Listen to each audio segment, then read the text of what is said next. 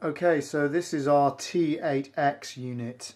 I'm just going to unbox it, have a little look at the ports and what it offers, and then I'm going to put it onto the TV screen and we can have a look around the GUI. Now the T8X is a very powerful unit. If we take it out of the box, you'll be able to see the size of it.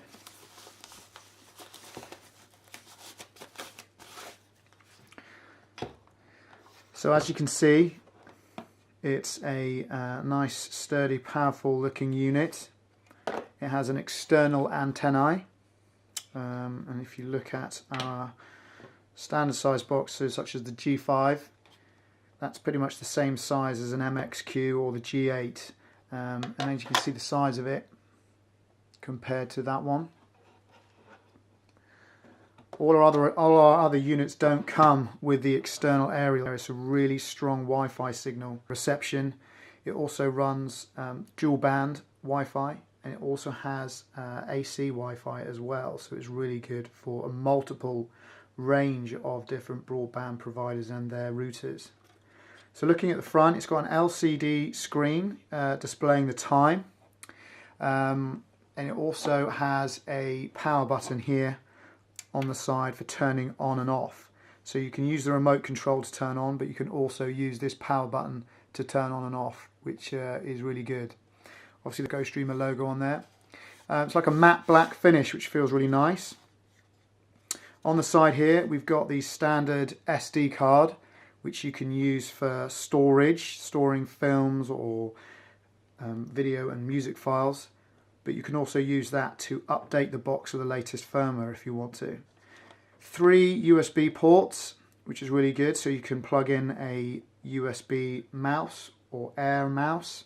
We recommend the MX3, which is this one here. I'll come to that in a second. And also the restore button, so when you want to restore the machine using the firmware, you use that button in there to power on. All the details for that, how to do that, will be on our site. Turning to the back, it's got the DC 5 volt in, a LAN Ethernet RJ45 port, standard HDMI 2 port for the latest 60 frames a second 4K. Also got a phono out as well with the SCART, so you can actually plug this using SCART if you want to. But also it's got left and right RCAs for the standard audio. And also got a digital optical port out as well. The really decent thing about this box is you can plug in a SATA 2.5-inch hard drive up to 3 terabytes inside. So none of our boxes do that. So this box comes with 8 gigabyte internal flash storage and 2 gigabyte RAM, but that storage, when you've got this SATA drive and SATA bay enabled with a 2.5-inch SATA hard drive, this really makes this an amazing media device, being able to plug that in.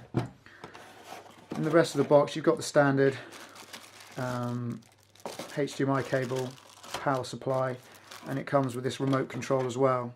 Quite a nice looking remote, bit better than the standard MXQ sort of remotes, which are quite flimsy. There's lots of functions here: zoom, rewinds, favorite, audio, straight from the menu, straight from the actual menu of this remote control. However, as I said earlier, we do recommend getting yourself something like the MX3, which is a remote control that you don't need to move the cursor around. You can just wave your hand and the cursor on the screen will move as you move your hand, rather like a Wii remote, and then flip it over and you've got a fully functioning QWERTY keyboard to type in your searches, all in the space of a tiny handheld remote. We use this all the time. All our developers use it, all our software testers use it, and we use them personally as well, because there isn't really a better remote control that you can just pick up and just start to use as easily as this. So that's a little overview of what the box looks like when you take it out of the packaging. I'm going to go and plug this in now and see how it behaves with the GUI. Okay, so this is the welcome screen when you first get the box. It's pretty much standard welcome screen that all Android boxes have. Might look a little different to the one that you have though. This is Android 5.1 Lollipop, so it uses a slightly different startup screen to, say, the Droid Player MXQ, which is on 4.2. So you just select your language, which is English is the standard.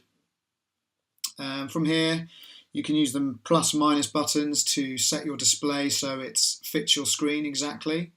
This isn't to be confused with resolution. This is just literally how it fits on the screen. Then I've got it connected via Ethernet. However, you can go up and choose Wi-Fi if you like, and then connect to your local Wi-Fi network. So I'm just going to go ahead and choose Ethernet. So coming onto the main home screen, as you can see, you've got Kodi Media Center as one of the big icons. We'll go into that in a second. Then apps, which shows you all the apps which are installed on the box. We ship the boxes with a variety of useful apps that you can use straight away, such as Ghost Commander, which allows you to look at the root directories of your box without anything hidden. You've got Miracast on there, so you can transmit stuff from your Samsung or an Android mobile phone. And we've got Reboot Manager, which is really good.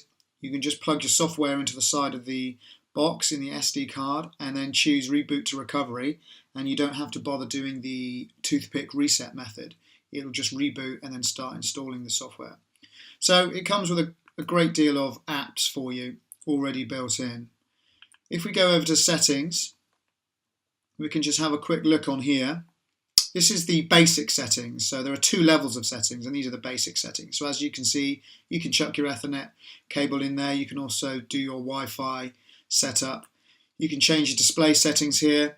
This is also where you change your display settings. Say if you've got a 4K television or a HD television or a 720 television.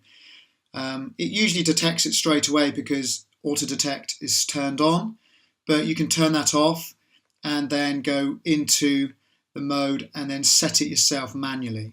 I'm going to leave that on though. Okay, advanced, this is where you turn on Miracast, etc, etc. And in here you've got more settings. More settings is a second level, so this is a more advanced settings. So you can see things like apps, date, time, etc.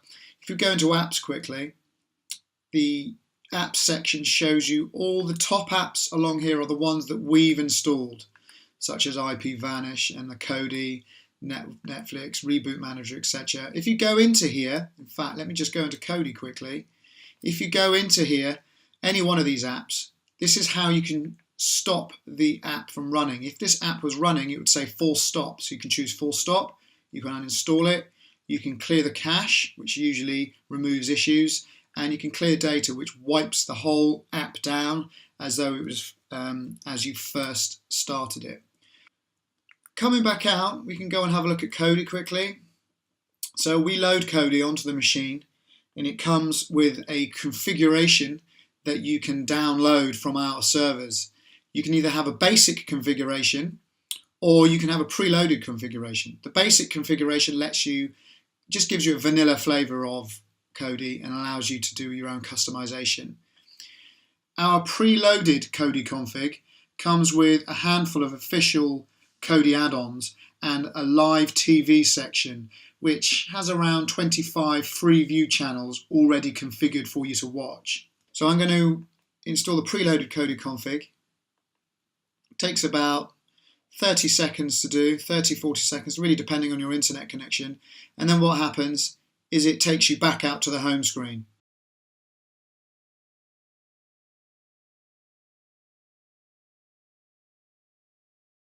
Okay, so now we're back out at the home screen.